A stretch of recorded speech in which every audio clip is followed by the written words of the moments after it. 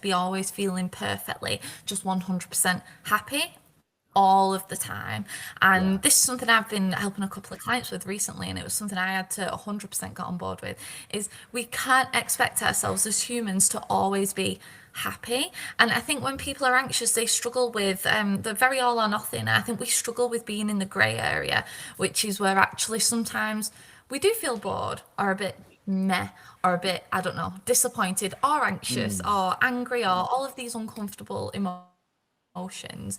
I know something that I had to do was try to make my day-to-day life on purpose. Stop trying to make it the best it can be. So, for example, driving in my car, and instead of having my favorite music on and trying to make everything whoosh and trying to make all of my experiences so happy all the time, actually drive in the car and listen to a genre of music that I don't like and be a bit like, I don't really like this. And practice being okay with distress tolerance day to day as well. Yeah, no, absolutely. I think that's a really good point, isn't it? Because it keeps you almost like on the hunt or chasing a certain internal state, doesn't it? And I guess when people do that, it 100%. almost leaves them in like a checking state. And we always go on about the importance of attention. And I know we both kind of use the attention pendulum imagery, don't we? It's like, right, is your attention external or is it internal? And if you're constantly on that 100%. treadmill or on that hamster wheel of, I need to fix how I feel, I need to fix how I feel, you're going to have your attention so zoomed in, aren't you? And you're going to be like, oh, has listening to music worked yet? Has doing the exercise worked yet? Has doing this worked yet? And it's just going to be constantly fixed inwards. And with anxiety recovery, less is more with inwards work, isn't it? 100%. It's such a trap. There's that book, isn't there? The happiness trap. And the more that you Yeah. chase and the more that you try and force a certain feeling like happiness, the more elusive advice actually is to practice being okay with having a birthday where you're a bit sick and you don't feel Yeah. 100%, or being on holiday and being knackered or tired, or maybe even anxious, and practicing being okay with the ambivalence of human experience and human emotion. Yeah, 100%. And yeah, not to sound too like deep and existential, but as human beings, we are not designed to be able to be a fixed identity. Like we're going to experience transient No. states, aren't we? And I guess the thing about strong emotions is that none of them are permanent and there's going to be a natural ebb and flow. And Yes. I think paradoxically as well, the more you try and chase happy feelings, you, I guess, increase the likelihood that you're not going to experience them. And I know you mentioned the happiness trap then, and that's written by Russ Harris, who's an ACT therapist. And that quote that we've kind of spoke about always stands out to me from ACT, which is like, all of your distress is caused by wishing things aren't the way that they are. And it's like, yeah, I think to condense it down into something really simplistic, it's I feel like this and I don't want to feel like this, and therefore that creates a lot of distress, doesn't it? And Of you got course to be it does. careful to not tip over into resignation. I've seen people say things like, "Oh, this is my new normal then, and I've just got to get better at living like this forever." And like, no, that's not what we're saying. But you also don't have to be in this endless pursuit of chasing a certain internal state. 100%. The metaphor I love is that emotions, experiences are like the weather. And yes, right now it's raining and it's pouring and it's probably not very nice, but that will pass and you'll get another feeling soon, even if it's anger, even if it's, something else, jealousy that you don't particularly like. It's still transient, and somewhere along the lines, you will feel happy and you will feel excited. And I think it's about being okay with those emotions passing and getting better. I think you were saying before about getting better at feeling. So, not feeling better, but getting more skilled at Yeah. feeling stuff and feeling emotions. And I think that's really important. Yeah, absolutely. And I know, I guess, kind of before we press record, it was like, what's your best tip for anxiety? And I think one of them that I try and fall back onto is follow the plan and not the feeling. And it can be really, really 100%. tempting, just on what you said then, to have your behaviors and your actions dictated by how you feel on that day. And that is such a slippery slope, isn't it? And I think it's 100%. important to have an idea of what's important to you and what you value, and recognize that, yes, I am going to fluctuate on a day to day. Of course, there is an overall preferred state, but you can't get caught up in chasing that. And I guess it's always helpful to have an idea of a plan, but then trying to follow that and not making decisions based on your behavior, or not your behavior, You feel it.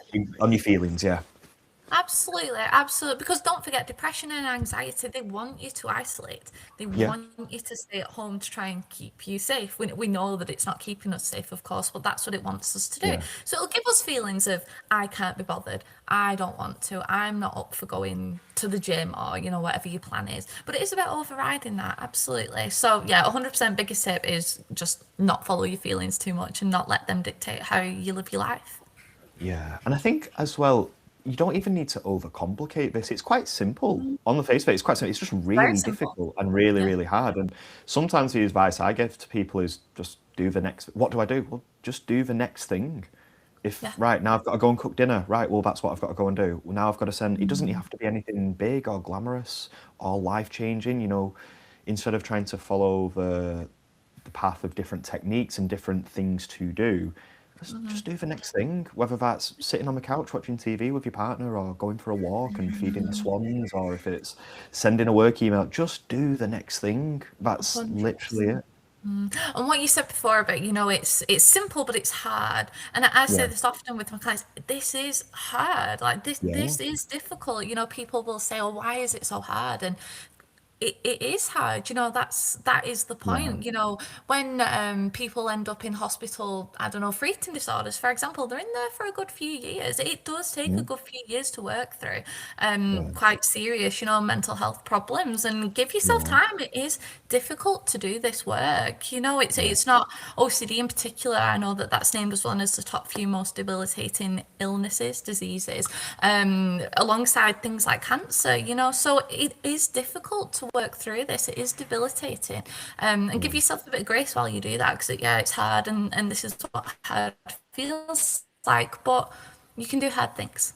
Yeah, absolutely. And I think people can take some confidence from that as well. But I Mhm. think a lot of it comes back to what if I can't handle it? What if I can't cope? And Totally. if you're watching this, like you've never not coped, like you have always coped, you've always Mhm. made it through. It might not have looked or felt like how you wanted it to look or feel, but you Yeah. always have. But I think you can try and at least help yourself by Mhm. lowering the resistance towards that as well, because Mhm. you're already going through something difficult. Try now to take away the fight with it as well.